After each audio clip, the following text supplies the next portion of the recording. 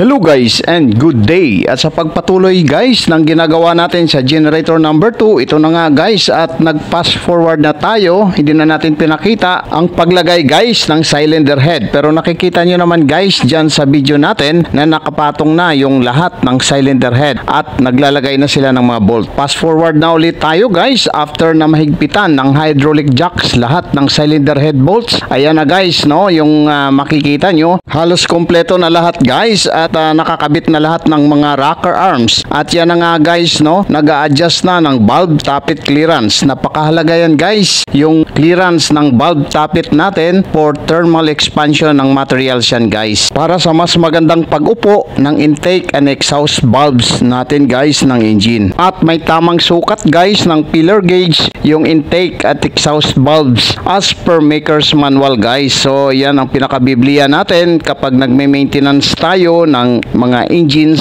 sa barko guys. Almost tapos na guys yung overhauling nito. Finishing touches na lang itong pag-adjust ng valve tappet clearance ng engine natin. Pinapakita ko nga dyan guys sa video natin kung paano ina-adjust para magkaroon din kayo ng idea sa mga ginagawa natin guys. Abangan nyo na lang guys sa next video natin ang pag-testing na ng engine.